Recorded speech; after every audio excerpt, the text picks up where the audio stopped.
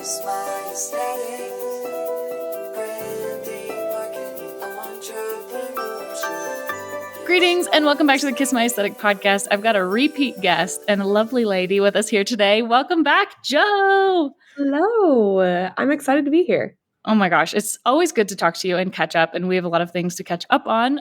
But first of all, if people didn't listen to your first episode, which is all the way back in season 1, episode number 35, can you please tell us again who you are and what you do? I'm Jo. I live in Northwest Arkansas and am a content creator. And I was a wedding photographer prior to jumping into content creation full time about 2 years ago. And I'm a mom and a wife and a caretaker or supplemental caretaker for my mom. I don't know, I'm a wide array of things. And, the last couple years since I've talked to you, I've gone through a lot of feeling, I think, lost. So it's almost hard to answer the question because I'm like, Okay. I don't know. What do I do? Who am I? Right. Because there's so many categories that you're living in. I always describe you as like, she's just really lovely to follow. Like, I see your content and it makes me so happy and it's so wholesome and so sweet. And watching your family and your family grow up and your relationship with your mom. And like, I think that you just have so much like just ray of sunshine energy. Well, thank you. So that's definitely how I would describe it. But I agree. You are kind of hard to put in a box. I think part of that is I just struggle putting myself in a box. And I think I was in a career before where I was in such a box for so long that whenever I got out of it, I was like, don't put me in one. And so I think I put myself in this situation where I'm like, wait a second, what do I do? Exactly. So to pick up at the end of your last episode, because we had recorded a really great episode, I had reached out to you from TikTok and I said, I would love to have you on my podcast. You were so agreeable. You're like, let's do it. We had such a great conversation. You're like, wait, stick around. I want your help with branding. And I was like, great. Yes. This is amazing. So talk to us a little bit about that and why you felt it was time to kind of like level up the brand side of things. I just knew that, we're going in this direction where we're taking my husband and I content creation full time. Since talking with you last, my husband left his job as a chemical engineer.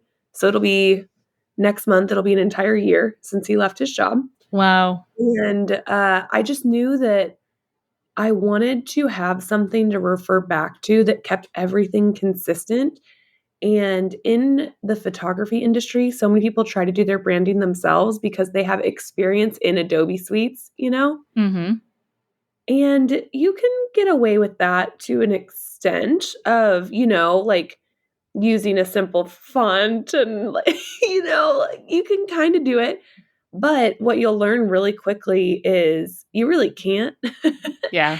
And there's so much talent and so much consistency that you can't achieve yourself without hiring somebody who's really talented and sees that brand side in a way that you don't. Mm-hmm. And so, yeah, I'd been following whenever you asked if I'd be on the podcast, I'd been following you for a while on TikTok. Oh my and gosh. Loved content, loved seeing everything you were doing. Branding and graphic design fascinates me. I'm not very good at it. And so I really enjoy taking it in and learning from people who are. And decided you know what? It's time. It's still one of my most popular pages on my website. I redesigned my whole website over Christmas break, and I had to put that one in there because it's the one that, and even in my Facebook group, people talk about like, oh, I love what you did for Jo. Like, you nailed it.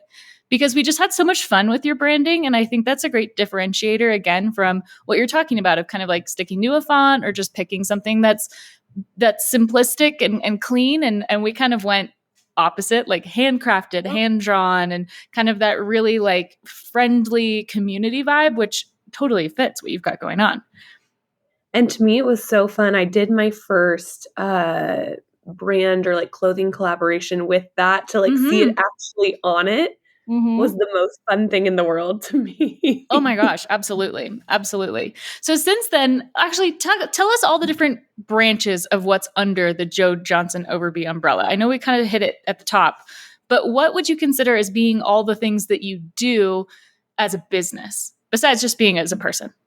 So I think of myself as a podcast host. So I co-host a podcast called Middle Ground Podcast, which is currently in its 3rd season with my friend Caroline, who worked with me for years, and then we went in together on Middle Ground, and that is geared toward women going through seasons of change in their life and Mm, just kind of navigating that. We talk a lot about just self-worth and confidence and just trying to find your way a little bit. And I've mhm, really enjoyed that. And then also under the podcast branch is Oversharing with the Overbys. Matt and I launched our podcast this past fall mhm. and have been doing that. I think we're almost up to 20 episodes now, which is wild. And that's been really fun just to share our lives and talk as a couple and just give people kind of a longer format look into our lives. For sure. And then I have all of my photography stuff still. So I no longer am taking client work and photographing for clients, but I do still have online courses and presets for photographers. And so there's that branch. And then there's kind of the TikTok and Instagram Mhm. branch of things, which is where I make all of my daily content and I show up for our community and our audience. And I think those are the main things. I think you do such a good way of like weaving all those things together. I followed like a hawk your Joe Learns to Host series through the Yes. holidays, through Thanksgiving and through Christmas. And talk about like, I think there's such an evolution in this content creation world of like being content curators as well. And Yeah. considering we had this conversation in your branding is like, if Jo Johnson Overby were a magazine, what would be the editorial and what would be the ads and what would the visuals Right. look like, right? And finding ways to get all those things to relate to one another. I think you do really well. Is there part of that that comes more naturally than other parts? I think for me, the thing that comes most natural is conversation. Mm-hmm. So any opportunity I have a discussion with people online rather than just showing up like Joe Learns to Host, that was really out of my comfort zone and people really encouraged me and I really enjoyed it. But that was very out of my comfort zone because it was showing up without being asked a question or without being prompted in any way and Mm, just saying, like, "This is what I'm doing, and I'm just gonna document it for you and hope that you care." Uh, whereas in the past, the thing that comes so naturally to me is just answering questions and questions. talking with people and being vulnerable and having conversations and maybe saying things that other people aren't comfortable sharing of their own experiences, if that Ooh, yeah. Hit us with one you've had recently. Is there something that sticks out in your mind? Is like, ooh, I maybe you ruffled some feathers with that one, but I got to really express myself. gosh, I'm trying to think. I've definitely had those over the years. Oh, one that I didn't expect to ruffle feathers, but it made sense to me after why it did is I posted it wasn't a response, but I got a lot of responses to it. Uh of me at Lowe's. We were Mm, picking up product for a project over the weekend, and I asked everybody the question. I said, "Is everybody else also over the years just always doing a project, like always mid-project on their home, finding something new to do?" And most people were very nice, but I got an influx of people who were very upset, by me saying that, and, I was really surprised, but it's it's something that I've really had to navigate the last couple of years through content creation because there are a lot like, they pointed out to me, they're like, "Lots of us can't afford to do that." okay. I was wondering, I was like, what could the opposition be to having I know, projects? and I was I so don't surprised understand. by it Yeah, because that's something I've really had to learn how to navigate, uh, totally. because yeah, like, that makes sense to me, and you wanna be respectful of everybody, but also I wasn't saying everybody should go do this or Exactly. Exactly. or, so that's been a really I think that's what it's come back to is not just, people being able to financially handle things that you're sharing or, but also are they emotionally capable of taking on something that you and, like, do they feel pressure from something that you're posting to feel like they should be, and is that really my responsibility as a creator to carry, everybody Right. else feeling Right. good? Right. Right. Right. That's I feel like where I have met the most opposition, but I honestly don't feel like compared to a lot of my friends that create content, I don't feel like I am very polarizing. Yeah. Yeah, I think that's a really good space to be in. I feel that way as well. Like it's more of like, hey, look at this cool thing I made, and I want to explain and show you how I made it and bring you along for the ride. So I don't get as much of that. My sister, on the other hand, is a wedding planner, gets Yeah. all kinds of responses because there's so much like emotional baggage that comes along with, and you worked wedding industry, of what Yep. people deem worthy as spending money on, right? Yep. And so when you start to get into that, like, oh, this is how much this venue costs, or this is what these like those florals, I can never imagine spending that much money on something you throw. Like people, there's so much judgment, I guess, wrapped up in it. Well, and I think there's so much emotion wrapped up in it too, because, and this is where I try to put myself in other people's shoes, because you see somebody spend $10,000 Mm-hmm. on floral, and you, as somebody in a completely different circumstance, are like, well, their flowers don't matter to me, and that would pay off all of my student loans or all of Yep. my credit card debt. Or, it's one of those things where we always center ourselves in our framing. Mm-hmm. And as a creator, I think you really have to consider that, because was the issue really you buying the flowers? Or is it that person that's going through something that's really tough Mm-hmm. and they're centering themselves, which to me, like, I think it's honestly healthy to center yourself on some of that stuff. Mm-hmm. Maybe not to comment. Mm-hmm. Maybe like people don't, you know, but it's a balance. And so I learned, I got a lot of comments like that as we did this renovation. We love that little dog interruption. But to your point, I think I've seen plenty of creators as well who have struggled with getting those kind of comments, or when someone calls them out or tries to have this opinion of like I can't remember her name, but she's a fashion creator who's very English. And she had some people being like, this is ridiculous that you're perpetuating this lifestyle and blah, blah, blah, blah. But again, like as a creator, is it your responsibility to protect yourself from everyone's circumstances? I don't know. I, I it's still something I'm having a hard time navigating. I think emotionally, not so much. I don't know that I take it personally. Like it doesn't necessarily make me feel bad about Mm-hmm. myself or about things that I've chosen to do, because I have all the information. I have all the nuance. So of Mm-hmm. course I can justify my behaviors, you know? Mm-hmm. It has been hard for me to not want to defend myself and be like, well, here's all the nuance and I'm like, they don't care. No, They no. don't care. That's not why they're upset. And so definitely taught me a lot about how to talk with people and communicate with them and make them feel seen and heard, while also sharing things that you've done that can inspire them for the future. And we really did. We ran into that a lot with renovating the house, where people have hot Hot opinions. opinions. Yep. People are so mad about our primary bathroom. That's honestly what I should have said when you asked. I Yeah. didn't even think That's the hot people, button issue, huh? they hate it because Why? they're like, you don't have blinds. They're Yeah. like, people are gonna stare into your bathroom and come and murder you at night. Like, Okay. they Yeah. are so upset, and I'm like, "We own all the property around us." They're like, "That's even scarier." You Oh, know? all They're right. like, "What if somebody buys it and they build next to you?" I'm like, "Why are we" Why you are we know? doing the what ifs? I was going to ask if you thought it got more intense after becoming a parent, like people's Uh, feedback and opinions.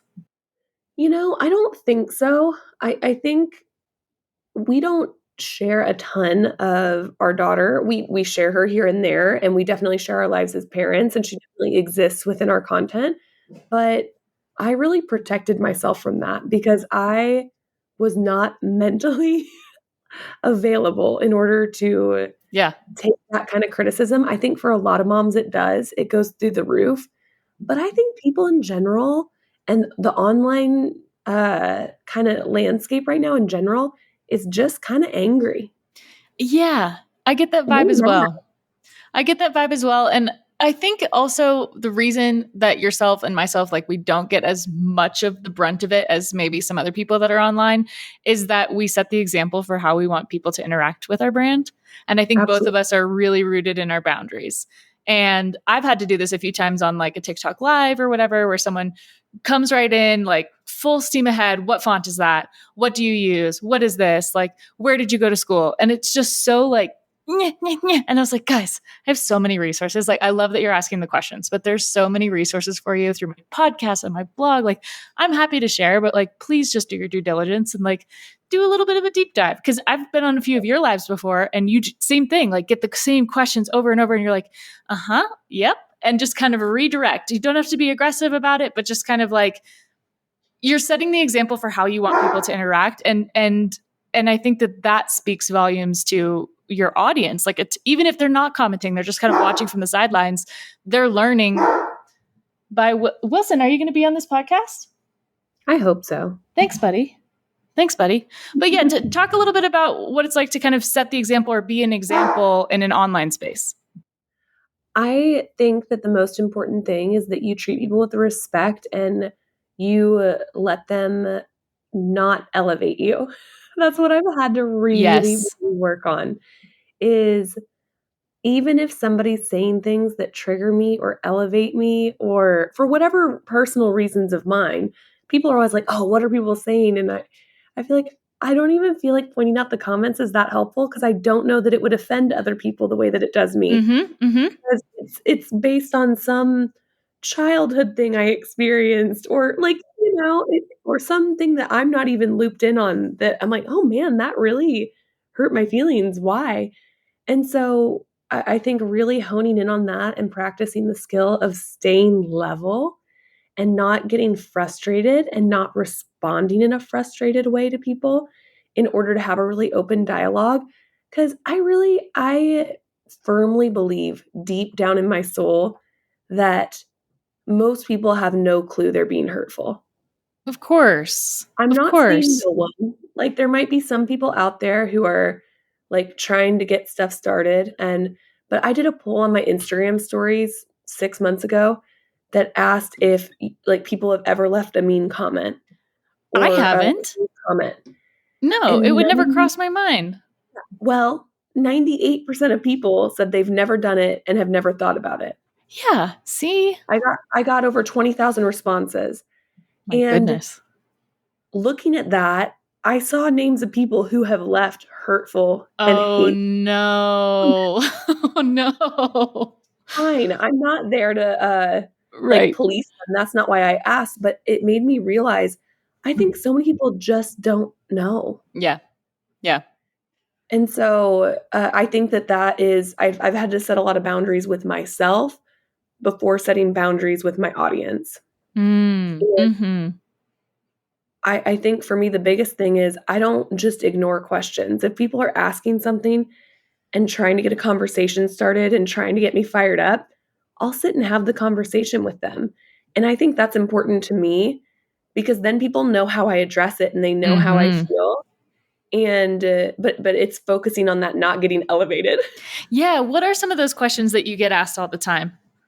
Oh gosh, it ranges. A lot of people like to ask and really want like a list of boundaries I have around how we choose to share our daughter and a lot of people want me to Mm. speak on how I feel about what other people do. So they'll Yeah. come in and they'll be like, "Well, if you believe this, how do you possibly be friends with this creator that has opposite views of you?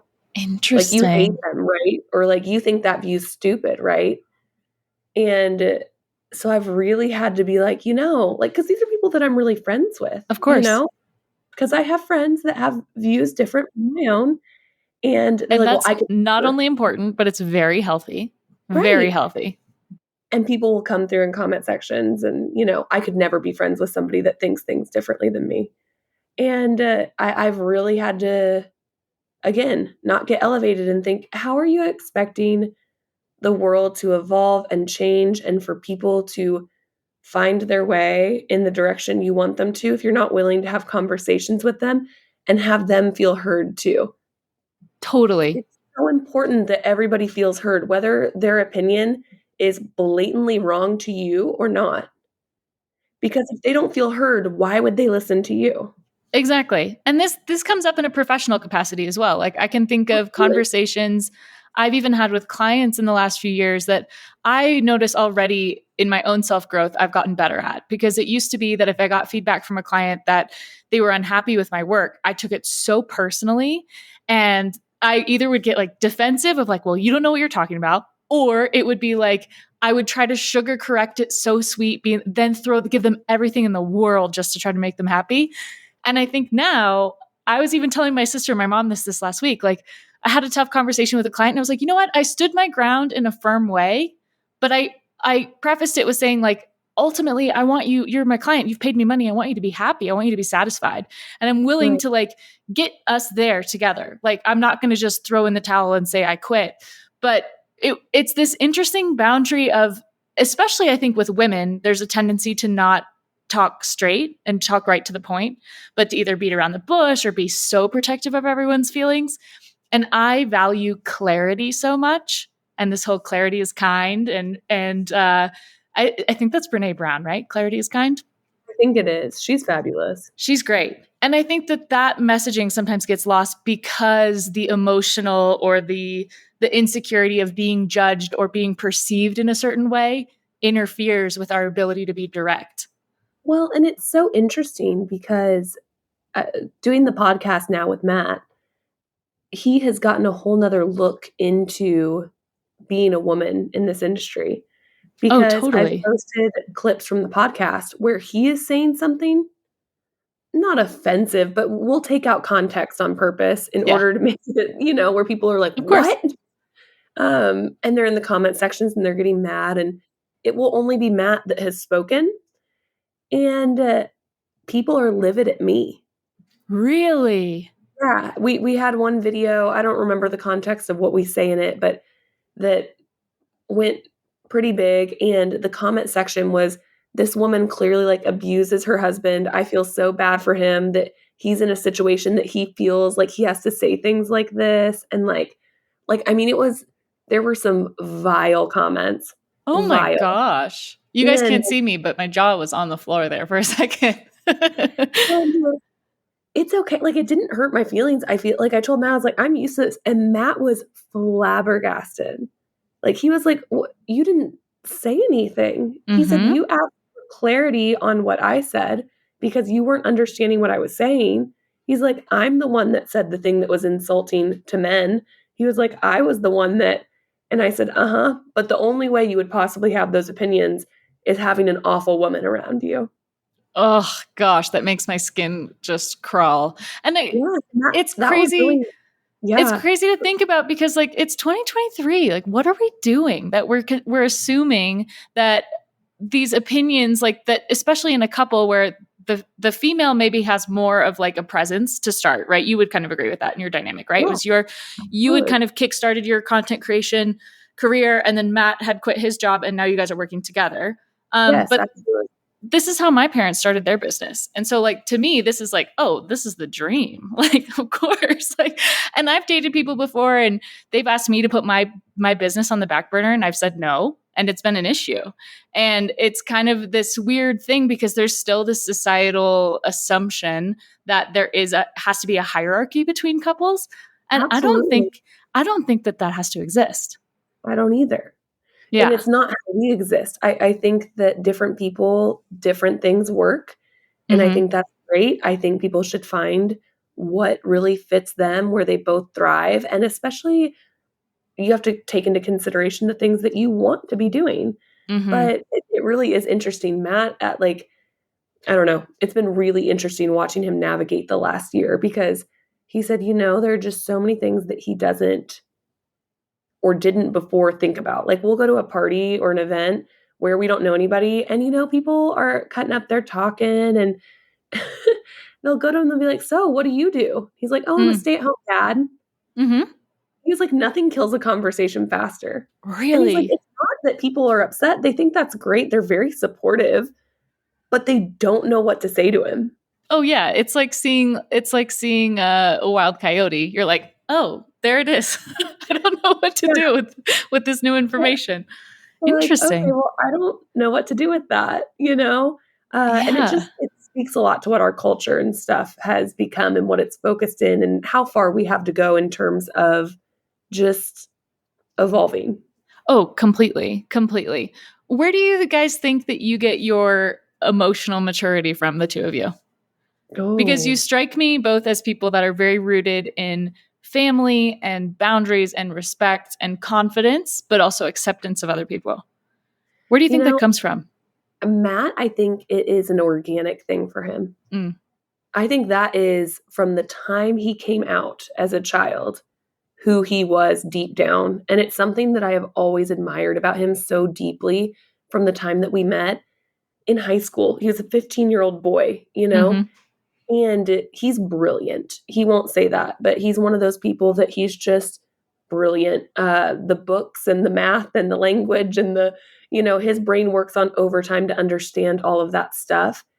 And he definitely had the opportunity as a person to be that really smart guy that is so smart you can kind of look down at everyone around you, mm, hmm or even accidentally kind of give hmm that energy. And instead, somehow, he, when with others, gets on their level in a way that makes them feel so seen and heard and mm, supported. And I've learned so much from him in that capacity. And he's also always been really good at accepting people where they are for who they are, yeah. not who they can be, not where their potential's going, nothing like that, just where they are and him being okay with it. hmm And I was not always that way. I think mine's much more forced. Yeah. Not It's learned. necessarily. Yeah. Yeah, yeah. Yeah. Not necessarily by me as much as by circumstance. My mom was Right. diagnosed with MS when I was 3, almost 4. I grew up in a very different family environment than most, really never knowing, where my mom's health is gonna be. hmm Her health has really declined in the last 15 years, hmm and, it's left us on the edge of our seats all the time and really having to seek out what are we grateful for? And because if you spend too much time focusing all the things you're like quote unquote missing out on, you're just going to be sad. And won't you be sad if one day she's gone and you spent all the time you had being sad Worrying. about what you were missing out on in the moment, you know? Totally. And so, Totally. yeah, having such a vivid representation of that in my life constantly and lots of therapy. Yeah. Yeah. Because I had that going on in my life and I was a young kid, I had the opportunity to talk to mental health professionals really young, and I think that shaped me a lot. Yeah. Uh, and Matt too. We both have awesome parents. Yeah. We really do. Our both of our parents are still married. They are all very accepting and willing to have conversations with us about our differing opinions. We see the world super differently, and everybody just knows that the family part's the most important. Yeah. Definitely. And I don't meet a lot of people like that. Yeah. And it's a total privilege that I've had that as my example from both my in-laws and my parents my entire life. Like that is what got us where we are, undoubtedly. Absolutely. I'm surprised that the other thing you didn't mention as being the hot button topic, which I know you've addressed before, is how you acknowledge and accept your own personal privilege. Because I've done this on my accounts as well, as saying like what you just said, like I have the privilege of having two parents that are still married. I have the privilege of being a really close family unit. And what sometimes that really does give you this, like you do have, I hope leverage is the wrong word, but it's something that you start to notice how thankful you are for it once you get to know more people or you get older in your life or you see like what a miracle that your two parents as two individual human beings could come together and like create this kind of environment. I have that for my parents Well, for and I sure. also had another again, I had a front row seat. My sisters are my half sisters. hmm So they're from my dad's first marriage. So I had a front row seat. I'm super close to my sisters to talking to them about their experience and understanding that I had something they didn't. hmm hmm And it changes things. It doesn't mean that my sisters haven't had absolutely fantastic lives and their mom's remarried to a great guy and I've known her my entire life. It's an extension of my family. I'm really fortunate to have everything that I do in that way. but it still doesn't mean it wasn't different and it didn't Right. provide different, I don't know, benefits and Yeah. privileges. Yeah. And it's the same, the way that I talk about, like, I've now been running my business as my 9th year. I started when I was 20. That's a privilege. Congratulations. Oh my God, it's been a grind, but a good one. But it's also, I would never have started my own business without my parents encouraging me to do so. They were the Right. ones. I was sitting on the floor over the summer in Tahoe with my parents, and they're like, yeah, just start a business, like just try it. And if it sucks, go do something else. But I didn't have the pressure that, some of my students in college had, of like, oh, you're not going to be an art major. You can major in accounting, but you can't just major in art because that's not a career. Or, which, like, is hilarious now because look at the way everything has gone. But I really had the privilege of having 2 entrepreneurial minded supporters, cheerleaders from day one. And I didn't have to make a full-time income straight out the gate. That is a huge privilege. And so to see people who are like, oh, how did you get started? How did you leave your corporate 9 to 5? I was like, I never had one. Like, I never did that whole world. So it's interesting. And I think that the word privilege gets people really fired up as well. It does. It does. I was going to note that whenever you said I'm surprised that you didn't point that out, Yeah. because that is something people get really like upset about. Mm-hmm. But to me, the upset is so rooted in a misunderstanding of the term Mm-hmm. that I don't even think of it as those people being angry or rude. I'm just like, oh, they really don't understand. Right. Right. And that's okay. I think it's because people correlate being privileged with being spoiled. And I think there is maybe some crossover in the Venn diagram, but they are not the same. And I Because, also yeah, think there's huge dialogue around white privilege. absolutely. And Absolutely. that's been super triggering for people, Yep. which makes sense, I guess. Like, whenever you for the first time realize, like, everybody wants to think of themselves as innately good, Of course.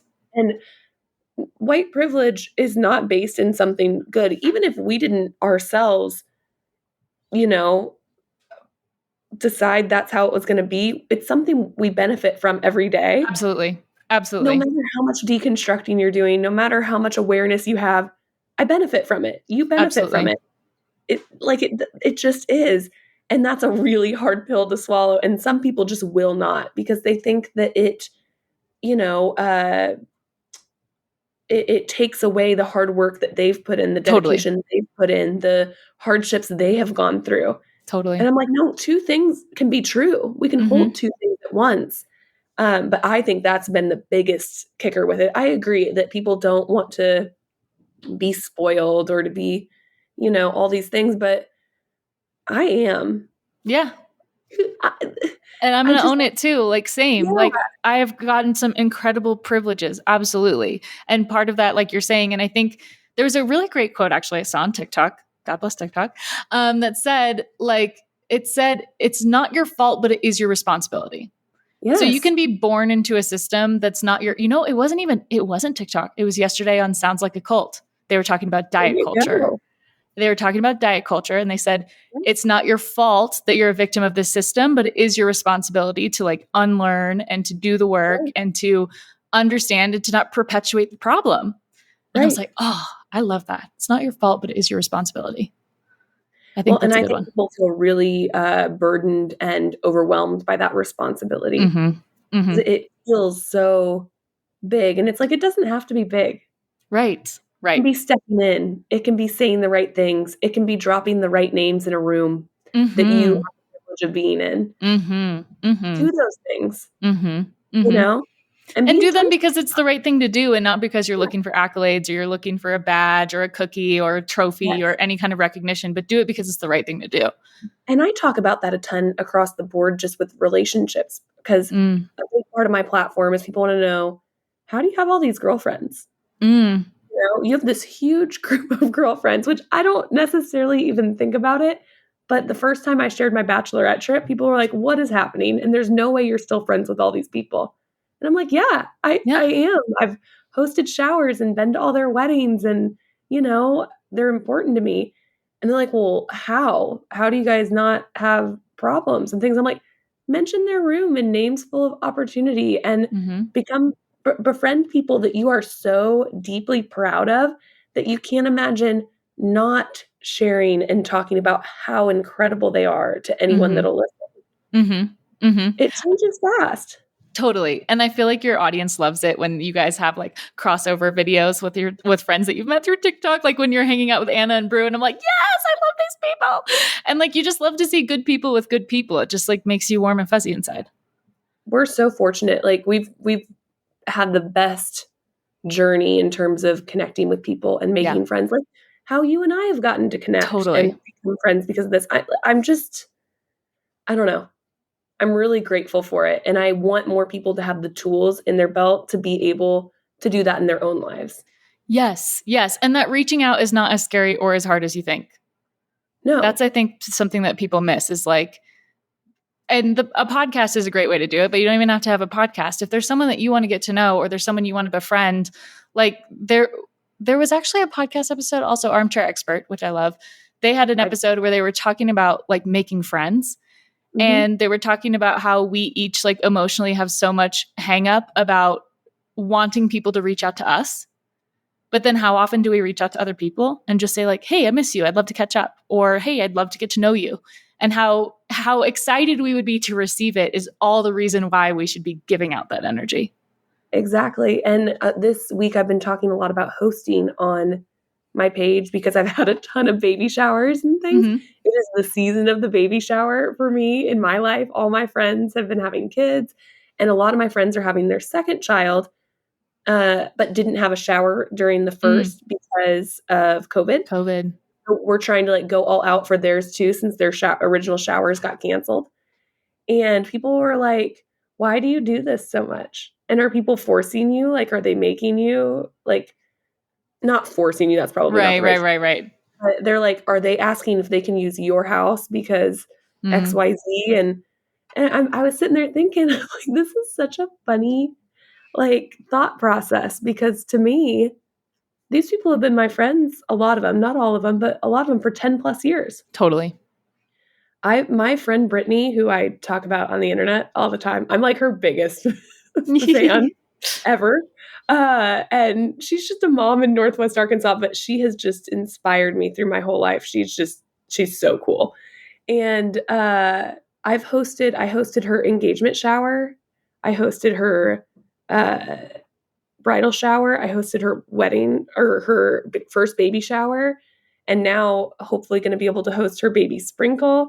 You know, we've had all these events for her through the years, and you just celebrate your people. Totally. And if you're the person that gets filled up by those kind of things, which I am as well, like I, starting last year, got in the habit of hosting dinner parties in my 1-bedroom apartment. And we've got a guest list now that's like up to 16 to 20 people for any like random Wednesday night dinner party. And it's so fun because everyone has to basically like sit on each other's lap around the table. And it's so fun to like mishmash people from different areas of your life together. Yes.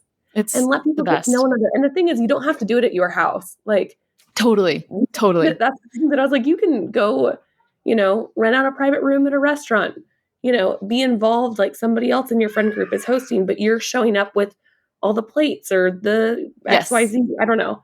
But just really diving in, it's that same thing about reaching out.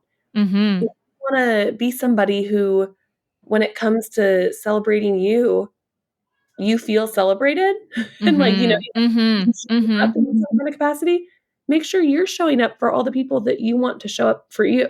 It's reciprocal. It's like the energy exchange. Absolutely. Yep. Absolutely. And it doesn't always work out. Like, it's not a 1-for-1. You can't keep tabs. True. True. And it's a balance between those things. And I understand the emotions with it, because sometimes, people don't show up. And for me, I just always try to think, we're all going through a lot. That as well. And having grace and gratitude for people who aren't in that space, I think is important. Just as important. Absolutely. Oh my goodness. I have to ask you, because it's a huge trend right now on TikTok, is everyone's ins and outs for 2023. By the time we're recording this, it's January. I don't think it'll be January by the time the episode comes out, but nonetheless, what are your kind of ideas or words for this is in and this is what I'd like to leave behind? Okay, this is so hard for me. My friend JC did an entire post about this, and she texted me to have her help me, and I was like, I have no idea. I had nothing. I think for me, in is being intentional. Mm-hmm. slowing down, Mm-hmm. screen-free time, Mm-hmm. going outside. Mm-hmm. I like all Uh, these so far. comparison is out. Yep. Over-consuming is out. Yep. Uh, I'm trying to think of what else are the big things. You know what I want to be out? Hmm. Child-free versus mom discourse Oh out. yeah. Let's drop that one. I I'm ready agree. for that to be gone. Let's just Yeah. all love one another and realize that both are equally awesome and we're going to celebrate with each other. And Mm-hmm. speaking on that, just as a note, because I just talked about baby showers, heck, if your friend gets a promotion, have a dinner party. That too. Mm-hmm. If your friend, buys her first home, help her host Celebrate a it. housewarming or whatever it is. Like, celebrate that stuff too. Just Right. noted in here somewhere. I like that. I like that. That's a good one. It's so the in for that would be celebrating achievements, just like achievements, life achievements are great. Right. Right. Because it doesn't have to be babies. It doesn't have to be marriage. It doesn't have to be, we need to be celebrating all of our friends. And that stereotypical path, and I feel like I am the worst person to talk on it because I am the most stereotypical chick on the planet. Like, I married my high school sweetheart, had Love a it. baby. I did everything in the traditional order. But that's not the only way that deserves celebration. Yes. Agree.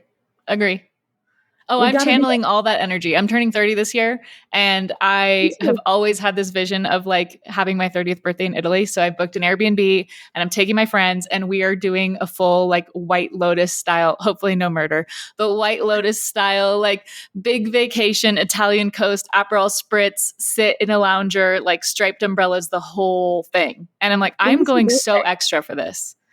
My birthday's June 4th. Okay, mine's June 15th. Yes. We're June babies, I didn't Gemini realize we were babies. that close. I don't know Yeah. why. We probably talked about it at some point, but Yeah. so No, it's one of those things of like, why the heck not? Like, we're here. Like, I'm not gonna wait till for a wedding or anything else crazy and to go celebrate with my friends. And that heck kind of yeah. like takes the pressure off in a great way. So my bachelorette trip, which I've mentioned a lot today. Wow. Sounds like you need a vacation, Joe. Apparently, we went to Palm Springs with all my girlfriends, and it Yeah. was like the best trip we've ever done. Right. And so we've talked about for our 30th over and over again because I turned 30 this year too. Yeah. And so that's what we've done. We're not necessarily Palm Springs, but we're like, we got to go rent something somewhere and just all go together. Yes. Yeah, do it. Big fan of a girls trip. Love a girls trip for sure. Or a couples trip. Like I have some friends coming up here. I'm up in Tahoe now. And of the dinner party group, we've got a few couples that are coming up here. And I think I'm the ninth wheel, but that's okay. That's okay. Like it's going to be so fun. It's going to be so fun. I have never been one to think about that. Yeah. Whether people are married or in relationships or, have kids, don't have kids. True. We got a really good mix in our friend group because it's kind of irrelevant when you come down to it. Yes. True. Agreed. Oh, I love this. I love your ins and outs. Those are good ones.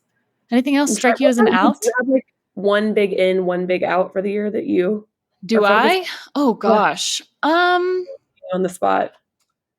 The outs, I agree with you with screen time. That is my biggest thing I'm working on. And because it affects everything. It affects my mental health. It affects my sleep. It affects it's my job and it's my livelihood. But there's the limit and boundary I've already set for myself this year, which I've done a good job at so far, is like with like 80% success rate, is not leaving my phone in my room at night. Ooh, man, that is hard to do, but I already can tell that I get better sleep. And I'm like, then when my alarm goes off at 7 a.m. in the other room, I'm like, okay, I guess I have to get up and go turn it off. And I'm not just going to scroll TikTok for 45 minutes in bed. Like that's a treat now, I want to. Oh, believe me, I want to. So that's the screen time thing is definitely an out. Celebrating things and celebrating friends in a way of like celebrating them on those little milestones that don't have to feel like big milestones. Yep. But just noticing, like taking notice of people more. Cause I think sometimes I can get like really insular and like very like, oh, this is what's on my plate. It's so easy to do. Totally. So just being more awareness is a big love that. in. Yeah. Yeah. Ugh. Wonderful. Yay, Well, if people want more of what you've got, they want some more Jo in their life, where can they find you, follow you, connect with you, all of that good stuff? They can find me on TikTok, Instagram, Pinterest, anywhere that you have a handle, YouTube, at Jo Johnson Overby. Yay. And they can find my podcast at Middle Ground Podcast and at Oversharing with the Overbys on everywhere you stream podcasts and YouTube. And I think those are my main things. Great. We'll take it. Yeah. Come find Love me. it. We'll hang out. We'll hang out. Wonderful. Well, I always love chatting with you. And I always love that we get to catch up on a podcast. That makes it extra fun. I know. Me too. Great. Awesome. Well, have a great rest of your day. And thanks everybody for listening. We'll catch you later. Bye.